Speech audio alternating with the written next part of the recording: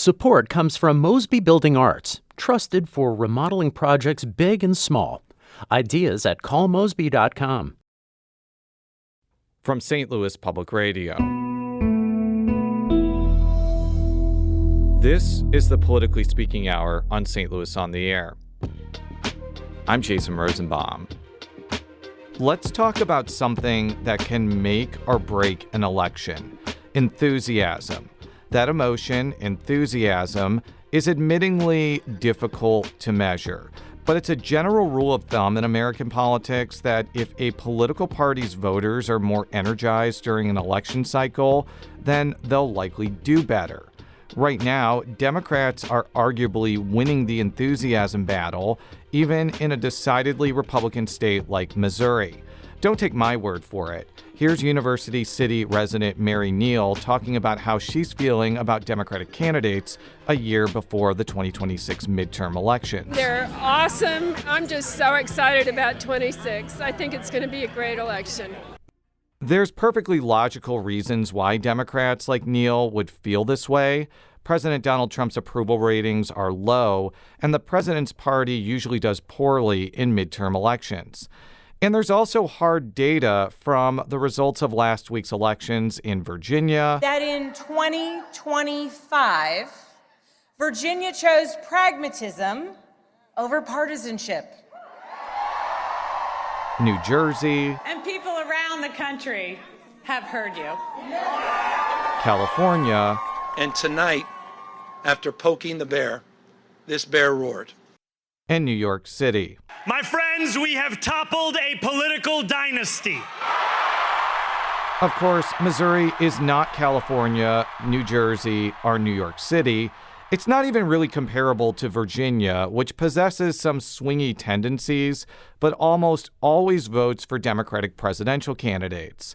In fact, it's difficult to use Missouri as a political barometer for the 2026 midterm elections. The state won't have a high-stakes gubernatorial or U.S. Senate contest on the ballot, and the only statewide race is Republican State Auditor Scott Fitzpatrick's re-election bid, and even Democrats would concede he's favored to win.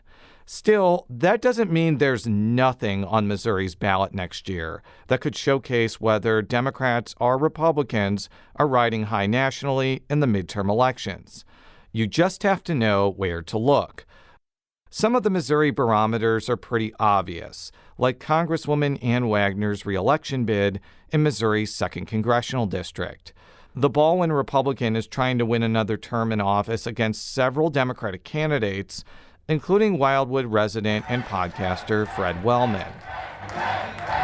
Earlier this week at the Kirkwood Performing Arts Center, several hundred people heard Wellman and his supporters talk about his bid to capture the seat that includes parts of St. Louis, St. Charles, and Warren counties, and all of Franklin County.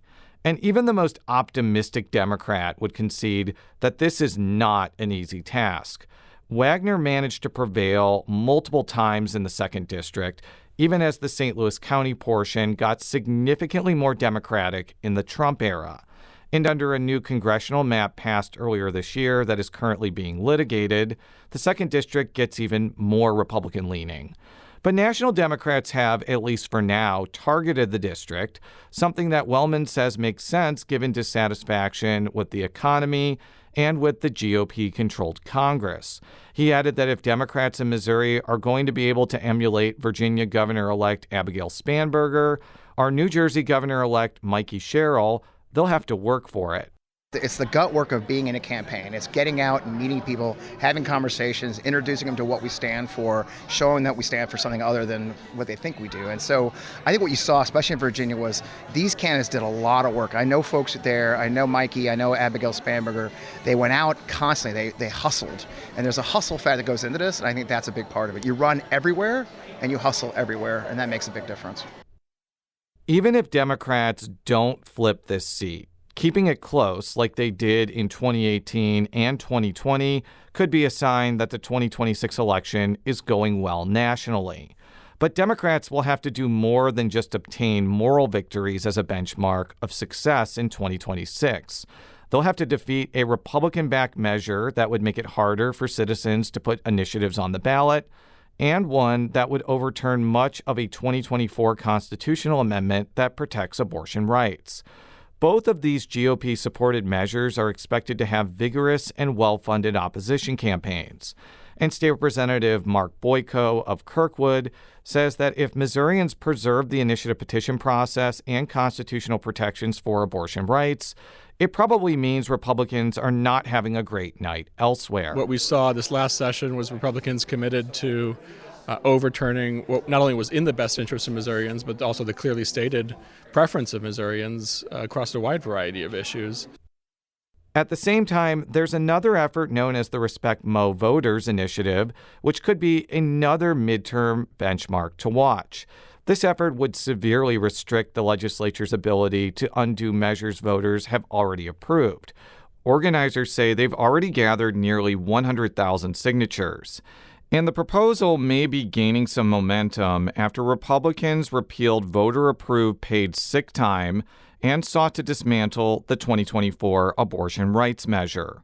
Boyko says the outcome there could be telling. I think that Missourians are particularly concerned about pocketbook issues like, the ability to get paid sick leave and minimum wage increases that the Republicans have targeted last time. And fortunately, the citizens will have a chance to revisit that issue.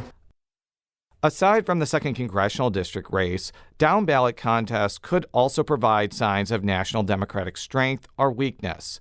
That's true for state House races, particularly in western St. Louis County.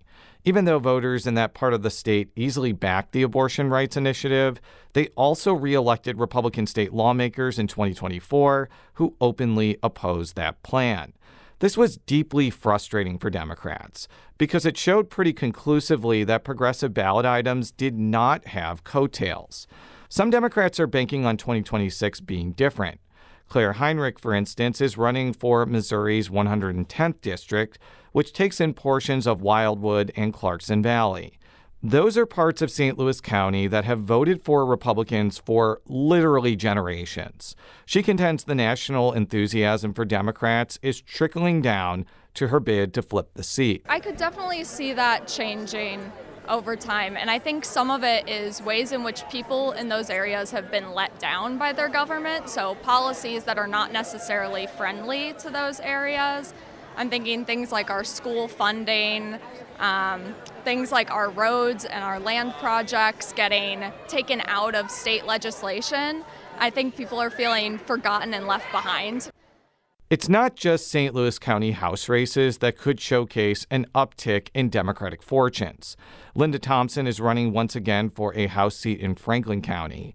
She got only roughly 28% of the vote in 2024, which is a steep decline from a couple of decades ago when Democrats either won seats in the county or at least held Republicans below 60% of the vote. Thompson knows she's the underdog, but she says eventually lowering the margins of GOP candidates is part of the slow process of rebuilding the Missouri Democratic Party. I think once we break that hole that they have on the people and we start going out to let people know Democrats are there again, we'll be able to see some of that 40% and have real contests again that we haven't seen lately. Perhaps Frank Barnitz knows the value of competing in places where Democrats are not expecting to win. Barnitz is a cattle producer who also happens to be a former state legislator. In 2005, Barnitz shocked a lot of people in the Missouri political world by capturing a fairly GOP-leaning Senate seat that encompassed places like Phelps and Dent counties. The Democrat won a full term in 2006 with some memorable television ads, including one where he appeared with a giant cowboy hat. I'm Frank Barnitz, and that's no bull. But Barnitz's state Senate victory opened up his state House seat. And in a special election, a Republican attorney named Jason Smith prevailed, the first step in his political journey that led him to winning the Southeast Missouri-based 8th Congressional District seat. Smith is now the chairman of the powerful Ways and Means Committee. Barnett says he doesn't regret the political dominoes that followed, but he believes voters in the 8th District who back candidates like Smith and Trump are not happy. That's especially the case as Trump's tariffs have injected instability into some agricultural and business markets. Barnett says he's seriously considering running against Smith next year, joining a couple other Democrats who are angling to take on the Salem Republican. Is he in a powerful position? Absolutely. Is he a powerful decision maker? I don't believe that.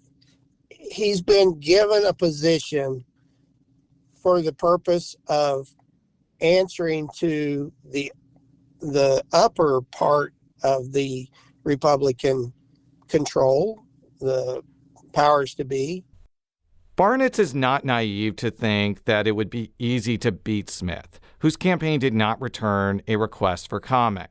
Smith has regularly received over 70% of the vote, even though parts of Southeast Missouri have historical Democratic leanings.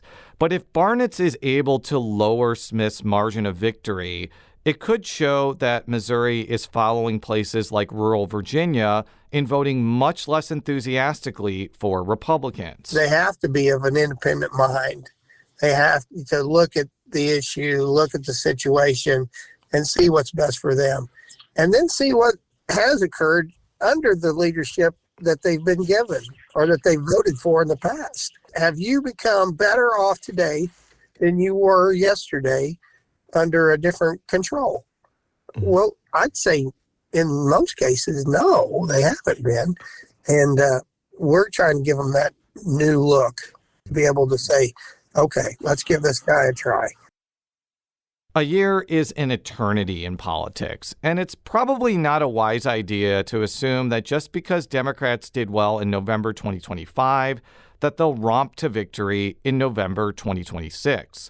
Some prominent Republicans, like U.S. Senator Eric Schmidt, are trying to take that posture when analyzing the results of last week's elections. The Republican Party now, which, as I've told you before, I feel very much at home now, is more of a working class party. It's a broad-based political party, which means there's more lower propensity voters in the party. So unlike before, when I was growing up in Missouri, Republicans perform better in presidential years than they do in midterms. And that's a challenge long term. I'd rather have that problem than the other side of it. But so again, I don't think there's too much to glean from this. Still, if Democratic buoyancy does lead to the party capturing Congress next year, there could be a ripple effect in Missouri, even if the state remains a solid GOP stronghold.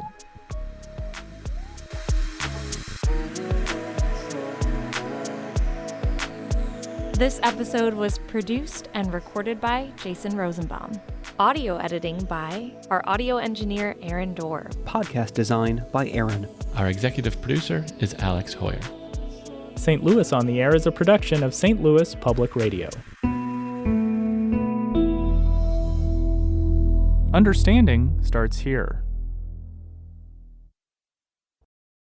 Do you find yourself regularly listening to episodes of St. Louis on the Air? Suggest us to a friend you think might enjoy our conversations. And leave us a review and rating on Apple Podcasts on the App Store. It's the simplest way to help people discover our show. Thanks. St. Louis Public Radio is a member-supported service of the University of Missouri St. Louis.